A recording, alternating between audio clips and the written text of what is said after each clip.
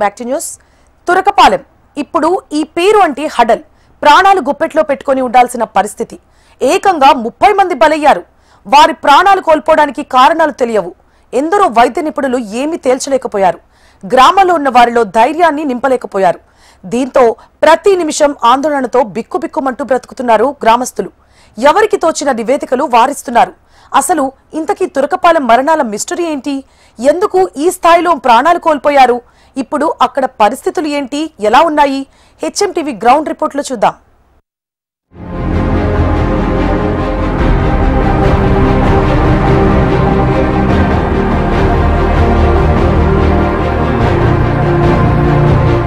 మూడు నెలల్లోనే 30 మరణాలు.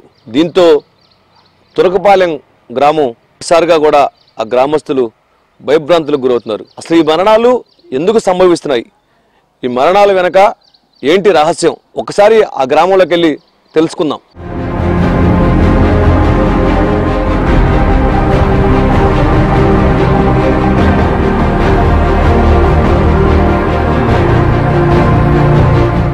ఆంధ్రప్రదేశ్ రాజధాని ప్రాంతంలో భాగం గుంటూరు జిల్లా కేంద్రానికి కూతవేటు దూరం. ఒక్కసారిగా అక్కడ 30 మంది ప్రాణాలు కోల్పోయారు. 23 మంది పురుషులు, 7 మంది మహిళలు మృతి చెందారు. రాజధాని ప్రాంతంలో వైద్య రంగానికి కిల్లా అయిన గుంటూరు నగరానికి కూతవేటు దూరంలో ఈ తురకపాలెం గ్రామం ఉంది. 3 నెలలుగా ఇక్కడ వరుసగా మరణాలు సంభవిస్తున్నా బయటకు అంతగా తెలియలేదు. ఒక టీడీపీ కార్యకర్త మృతితో స్థానిక ఎమ్మెల్యే రామాంజనేయులు గ్రామంలోకి వెళ్లారు. దీంతో ఈ ఘటన వెలుగులోకి వచ్చింది. దీంతో ఒక్కసారిగా అందరూ కంగుతిన్నారు. 15 రోజులుగా ఈ మరణాల వెనుక కారణాలపైన అధ్యయనం జరుగుతోంది. ఈ ప్రాంతంలో ఎవరెవరికైతే జ్వరాలు ఉన్నాయో వాళ్ళందరినీ మేము చెప్పేది ఏంటంటే, ఇంటింటికి పబ్లిక్ హెల్త్ అఫీషియల్స్ ఈ రోజున మాట్లాడాం.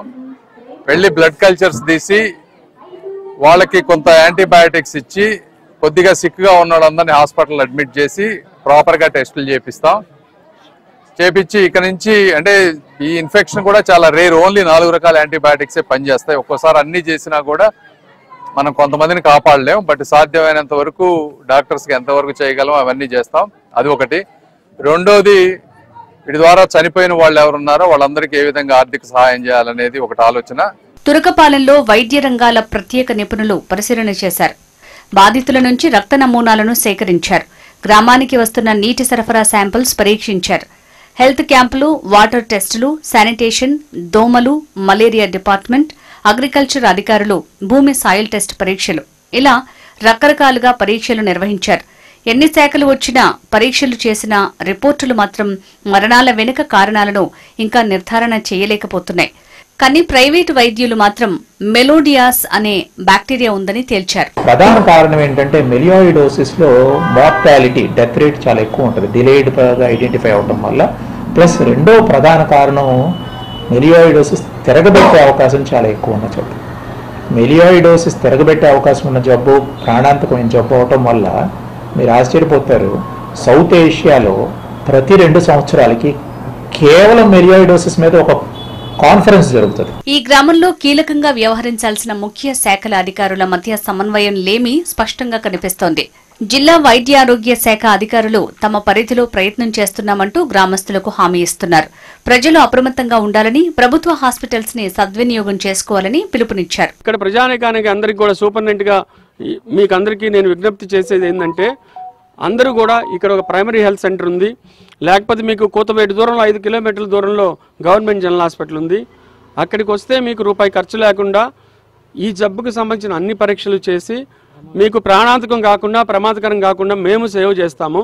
అయితే ఇవాళ ఇక్కడికి వచ్చిన చనిపోయిన వాళ్ళందరూ కూడా వాళ్ళు మొదట ఆర్ఎంపీ డాక్టర్కి దగ్గరికి వెళ్ళటము, అంటే వారు కూడా మంచి వైద్యం ఇచ్చారు. అయితే టైఫాయిడ్గా ట్రీట్మెంట్ ఇచ్చారు. ఎందుకు ఎవరికి తెలియదు, మాకే తెలియదు ఆ జబ్బు ఏంటి అనేది ఇప్పటివరకు కూడా.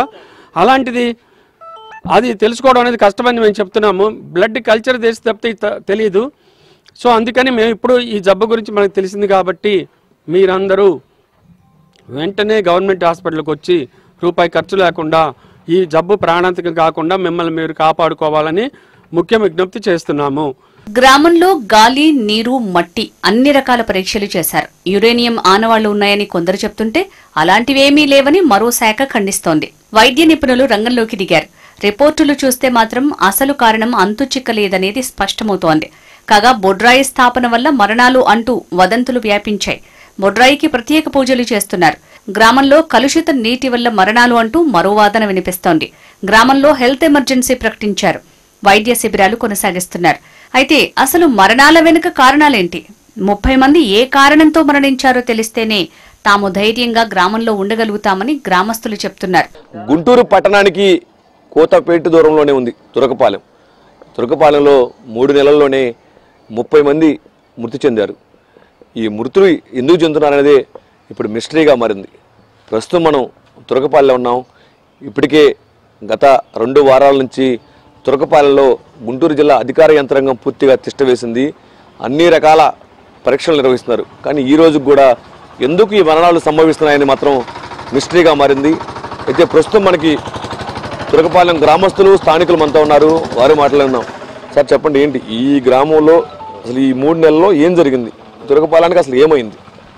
సడన్గా కొంతమంది ఇబ్బంది పడి హాస్పిటల్ పాలయ్యారు. అది దేనివల్ల వచ్చింది ఏంటంటే వాటర్ వల్ల అని అందరికీ అర్థమైంది.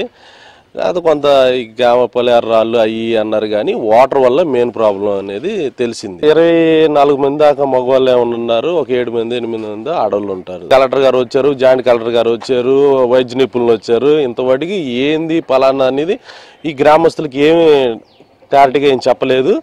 ఇంకోటి ఏంటంటే నష్టపరం జరిగినటువంటి కుటుంబాలకు కూడా ఆర్థిక సాయం ఏమి అందికపోగా అడుగుతున్నాం, కానీ చూద్దాం చేద్దాం అన్నట్టు అంటున్నారు. కానీ ఈ ప్రభుత్వం కూడా ఏం సాయం చేసింది అయితే ఏం లేదు. గ్రామంలో ఒకవైపు ఏమో బొడ్రాయి అని ఒక వదంతులు కూడా ఉన్నాయి.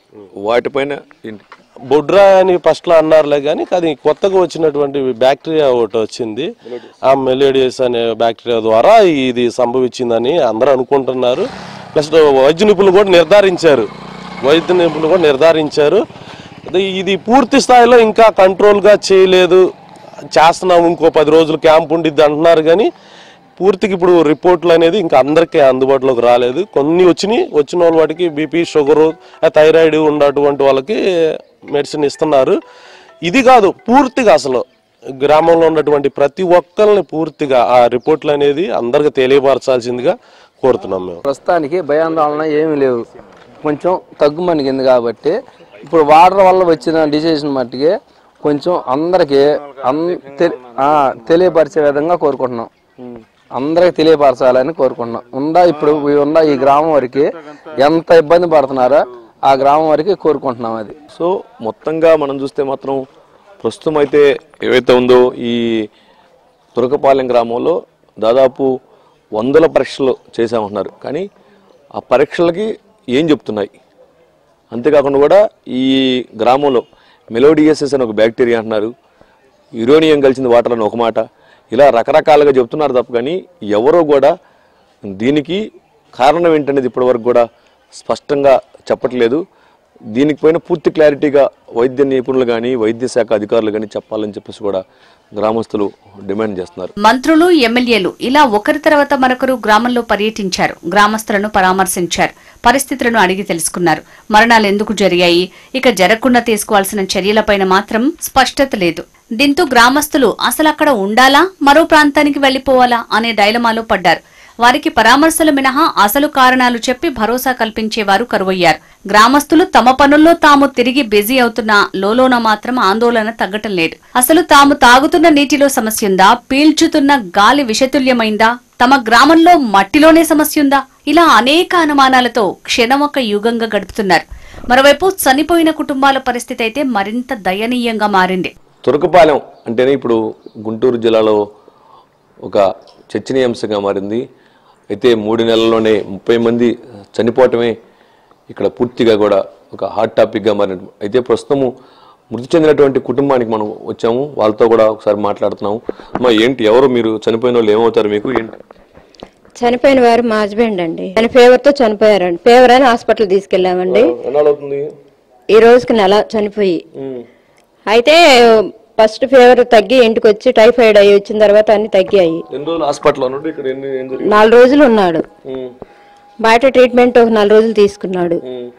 ఇంకా అవన్నీ అయిపోయాక ఒక ఆదివారం రోజు ఇవన్నీ తగ్గి అయిపోయాక గోడ నొప్పి అన్నాడు. గోడ నొప్పికి కూడా చేయించాము. ఒకరోజు ఆదివారం రోజు హాస్పిటల్ తీసుకెళ్ళినప్పుడు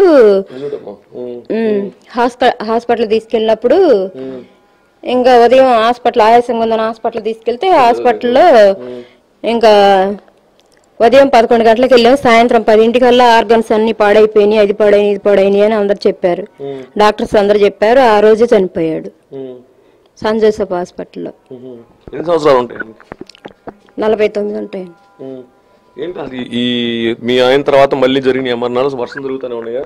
అంటే మా ఆయన తర్వాత కూడా జరిగినాయండి. జూలై ఆగస్టు నెలలో ఎక్కువ మరణాలు జరిగినాయండి. దాన్ని బట్టి మరి అధికారులు వస్తున్నారు, రాసుకుంటున్నారు, వెళ్తున్నారు, చూస్తున్నారు, కానీ దానివల్ల యూజ్ ఏం కాలేదు. కాకపోతే మాకు పిల్లలు యజమాని కోల్పోయి ఉన్నాం కాబట్టి చదువుకుంటున్నారు పిల్లలు ఇద్దరు, పెళ్లిళ్ళు కాలేదు. మరి 5-6 నెలల దాకా ఇంట్లో నుంచి బయటకు వెళ్ళకూడదు. అటువంటి పరిస్థితులు పొదుపులు అలాంటి మా జీవనోపాధి గడవాలి కదా, అలాంటివి కూడా ఎవరు గమనించట్లేదు. అధికారులు వస్తున్నారు, వెళ్తున్నారు, కానీ మా వల్ల మా వైపు ఎవరు స్పందించి ఏం చేసింది లేదు, పెట్టింది లేదు. మీకేమన్నా వైద్య పరీక్షలు చేశారా డాక్టర్? మీకేమన్నా రిపోర్ట్? మెడికల్ పరంగా వైద్య శిబిరం అంతా రక్త పరీక్షలు చేశారు, అన్ని చేశారండి. కాలువలు అయితే తీయించారు. మెడికల్ పరంగా బాగానే అంది మాకు. మీ ఆయన ఎందుకు చనిపోయాడు, మీ హస్బెండ్ అనేది ఏమన్నా చెప్పారా? రిపోర్ట్లు అయితే చనిపోయాక వాళ్ళు చెప్పేది ఏముందండి, ఇంకా అవి ఉన్నాయే తీసుకుని రాసుకుని వెళ్ళారు వాళ్ళు. ఇంకా వాళ్ళు ఏం చేస్తారు? ఒకళ్ళిద్దరు చనిపోయినప్పుడు ఏమన్నా వచ్చి ఇచ్చేసినట్టే బాగుండేది. అందరూ పోయారు. పోయిన తర్వాత వచ్చినాక వాళ్ళు మాత్రం ఏం చేస్తారు, ఉన్న వాళ్ళని సంరక్షణ ఏదన్నా మంచి చెడ్లు చేయాలని ప్రయత్నం చేస్తున్నారు. ప్రయత్నాలు జరుగుతున్నాయి. అంతకు మించి మాకు చనిపోయిన ఫ్యామిలీలు అందరూ మగవాళ్ళే. వాళ్ళని ఏదన్నా ఆర్థిక సహాయం ఇచ్చి ఆదుకుంటే మంచిదండి. అందరి తరపున నేను కూడా కోరుకుంటున్నాను. అది వాళ్ళలో మేము ఒకళ్ళమే అదండి. అంతేకాకుండా కూడా గ్రామస్తులు కూడా స్థానికులు ఉన్నారు, వాళ్ళతో ఏం చెప్పండి, ప్రస్తుతం గ్రామంలో ఎలాంటి పరిస్థితులు నెలకొన్నాయి? అయితే గ్రామస్తులు కాదండి, నేను మాల మహానాడు రాష్ట్ర అధ్యక్షుడిగా పనిచేస్తున్నాను. అంటే ఈ ఇన్స్టలేషన్ జరిగిన తర్వాత ఎమ్మెల్యే గారితో కూడా నేను పలుసార్లు వచ్చాను ఈ గ్రామానికి.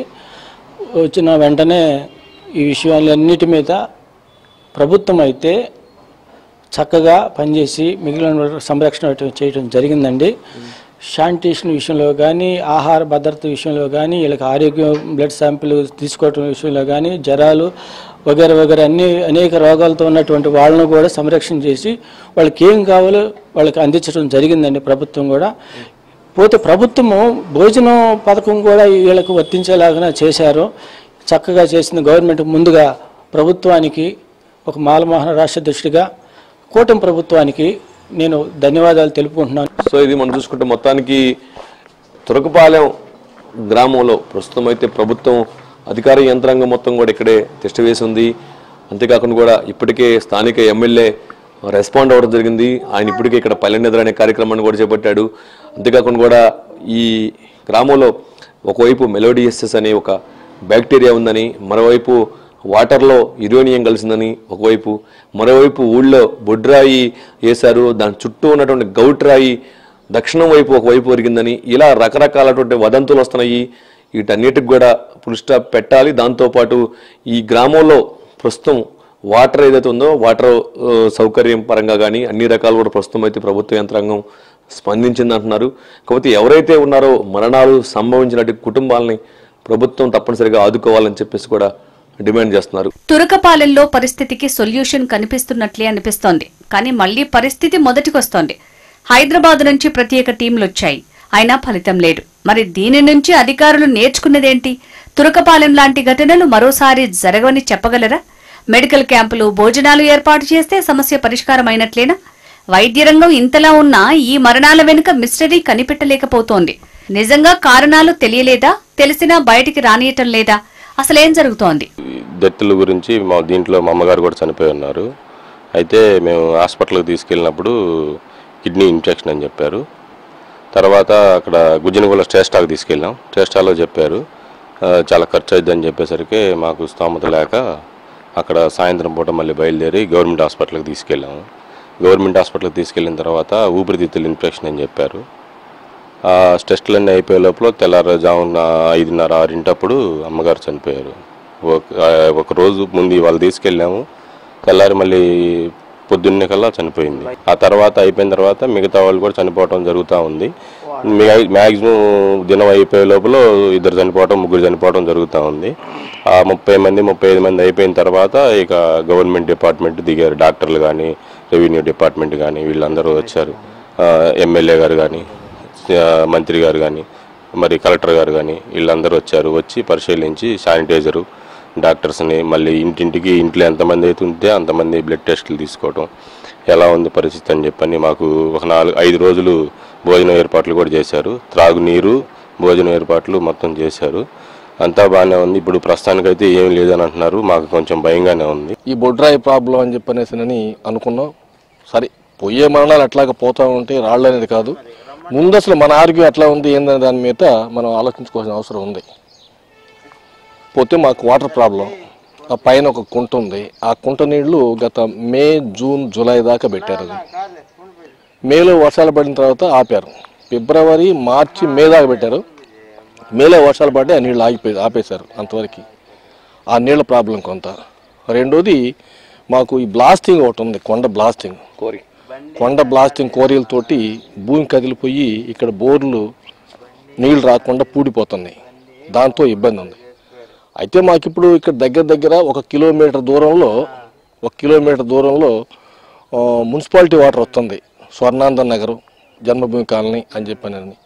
అక్కడ నుండి మాకు కిలోమీటర్ దూరంలో మున్సిపాలిటీ వాటర్ కానీ మాకు కూడా ఇస్తే మాకు ఇలాంటి జబ్బులు చేయకుండా, ఈ రోగాలు రాకుండా, వాటర్ ప్రాబ్లం లేకుండా అనేది ఉంటుంది. అయితే ప్రస్తుతం అయితే జిల్లా అధికారులు కానీ, అంతేకాకుండా స్థానిక ఎమ్మెల్యే కానీ, అంతేకాకుండా కూడా ఇక్కడ ఉన్నటువంటి ప్రజాప్రతినిధులు కూడా జోక్యం చేసుకొని ఏదైతే ఉందో గ్రామస్తులు పెడుతున్నటువంటి అభ్యంతరాలు, వదంతులు ఉన్నాయో ఆ దక్షిణ వైపు ఉన్నటువంటి గౌట్రాయిని కూడా సరిచేయడం జరిగింది. ఆ తర్వాత ఈ గౌట్రాయిని సరిచేయడం జరిగింది.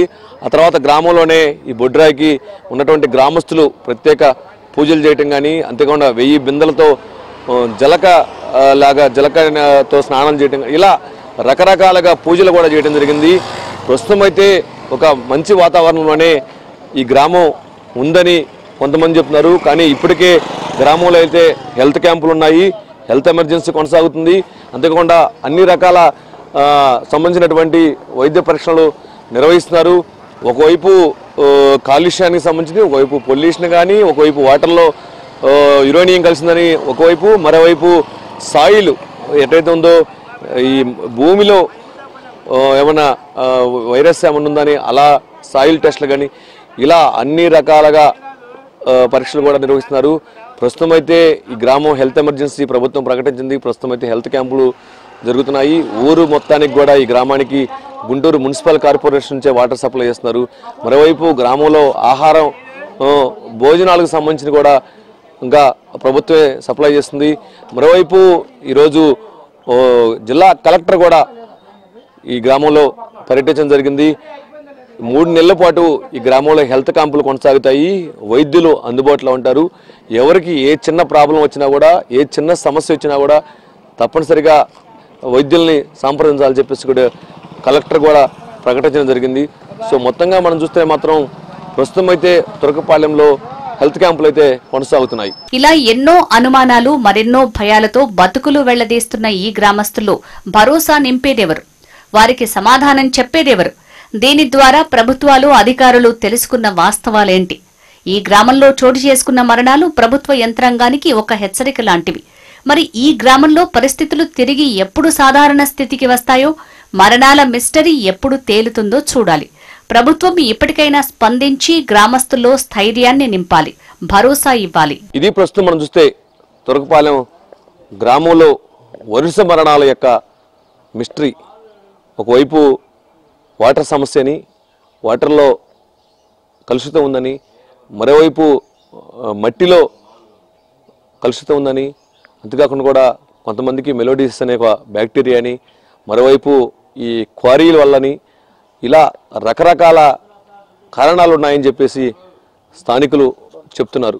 ఒకవైపు బొడ్రాయి వేయటం వల్లే, దాని చుట్టూ గౌట్రాల వల్లని ఒకవైపు మద్యం అని రాజకీయ పార్టీ నాయకులు, ఇలా రకరకాల కారణాలు చెప్తున్నప్పుడు కూడా కానీ ఇక్కడ ఉన్నటువంటి స్థానికులు కానీ గ్రామస్తులు ప్రధానంగా చెప్తుంది వాటర్ సమస్యకి శాశ్వత పరిష్కారం చూపించిన రోజే ఈ తురకపాలెం గ్రామానికి న్యాయం జరిగినట్టు అవుతుందని చెప్పేసి కూడా స్థానికులు చెప్తున్నారు. సో ఇది మొత్తానికి మనం చూస్తే తురకపాలెంకి సంబంధించినటువంటి అప్డేట్. కెమెరామెన్ గణేష్తో నరసింహారావు, HM TV.